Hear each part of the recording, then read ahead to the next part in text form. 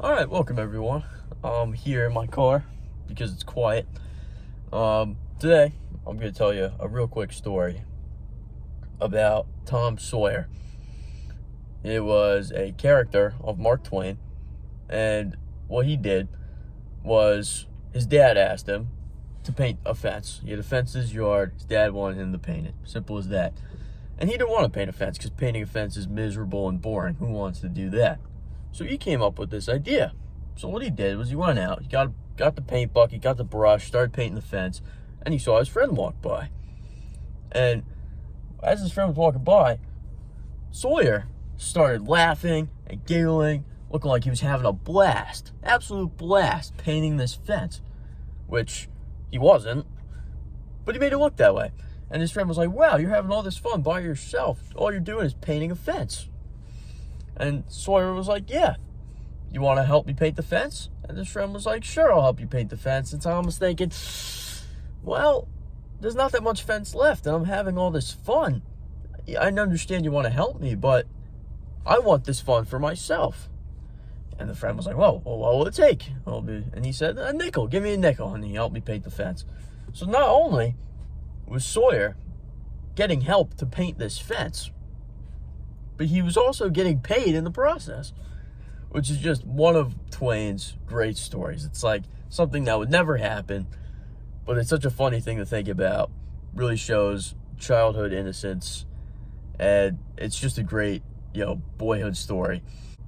Just as a quick note, Mark Twain's real is a stage name, pseudonym, and Mark Twain's real name is Samuel Clemens, so quotes will use Clemens because that's his birth name. And so the point of what I'm going to talk about is how Mark Twain's youthful characters and spirited stories were greatly influenced by his friends, family, and acquaintances, along with many childhood and young adulthood journeys and adventures. The people in Mark Twain's life really influenced a lot of his writing and a lot of the events that took place in his story. One of the most famous Twain characters was Huckleberry Finn, and this was based on one of Twain's real-life friends, Tom Blankenship. Twain's characters were greatly influenced by a lot of different people in his life, but none were ever as famous as Huckleberry Finn. Beyond Tom Sawyer, Huckleberry Finn was like the next character, the next most important character. Huckleberry Finn was in Tom Sawyer stories, and then Huckleberry Finn had own stories written about himself. Blankenship was so close to Twain that he was so influential that he made him a main character, like I said, in the adventures of Tom Sawyer. But he also had his very own. Not only were main characters influenced by real-life people, but also some secondary characters were influenced by real-life people.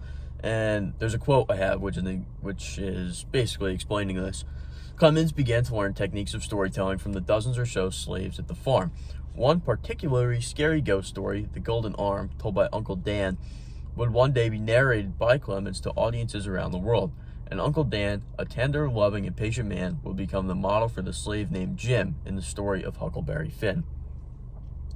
So, Twain was so influenced by people around him that, while not everyone can be as influential as a best friend, people influenced him enough that even simple background characters were enough to make it in his writing.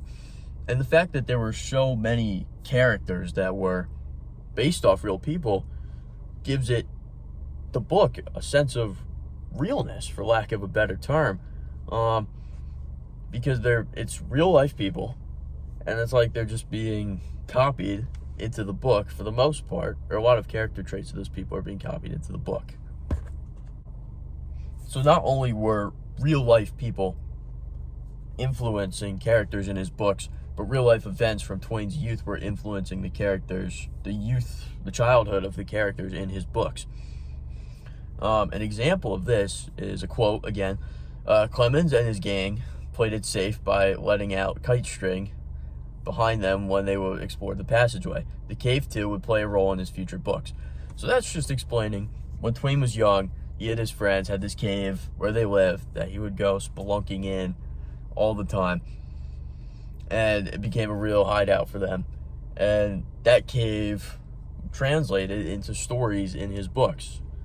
And again, it adds more of a sense of realness, because instead of having to imagine an entire story, you already have a basis. You have a group of friends in a cave, and then all you have to do is sort of craft the story to play out how you want. But you already have a setting and characters, which helps with that.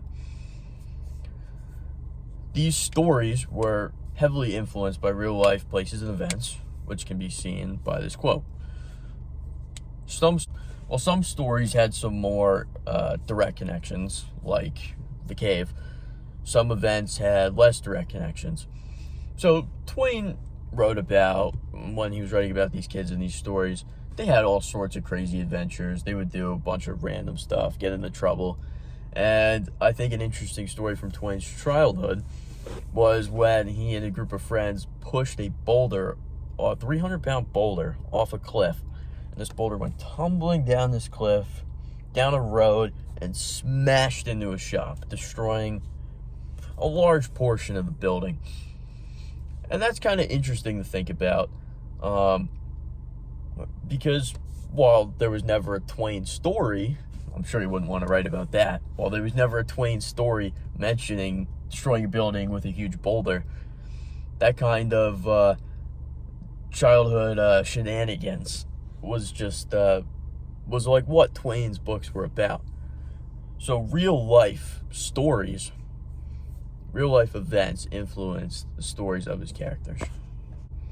Now, you might be thinking to yourself, Twain included a lot of people in his stories, but what about himself? Well, Tom Sawyer, Twain's most famous protagonist, is heavily influenced by the experiences of Twain himself. Evidence of this is Twain created Tom Sawyer to be in the image of his younger self. So, Twain wanted Tom Sawyer is his most famous character. He wanted Tom Sawyer to be like the childhood version of himself. And Tom Sawyer is one of the most famous characters in a book ever, as of right now. And another quote is, Twain's lifelong fascination with boyhood play led to the creation of Tom Sawyer, a book of nostalgic recollections of his own lost youth. Sawyer could be directly related to Twain. It could be almost one-to-one, but that might not be the case, because Tom Sawyer could be more of like an image of what Twain wanted his childhood to be. We're not really sure. All we can say is that Sawyer was influenced by Twain's childhood. And Twain had a difficult childhood. He lost a bunch of siblings, and he kind of had a weird mental health thing where he had a lot of guilt. He thinks he was the cause of the death of his siblings, which is rather unfortunate, and that really harmed a lot of his childhood. And maybe Tom Sawyer was a chance for him to relive his childhood.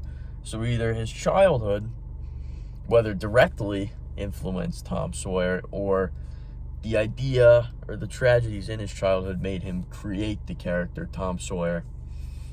It's one or the other. We're not really sure. So while events influenced Twain's stories, challenges in his childhood influenced Twain to write, so he could create his ideal childhood for himself in Tom Sawyer, and for his friend Tom Blankenship in Huckleberry Finn. It's kind of a nice poetic ending. You know, he wants to make his childhood seem better than it was, which is, it's sad.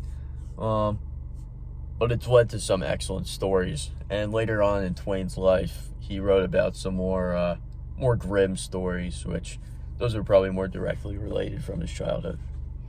Anyway, thanks for watching.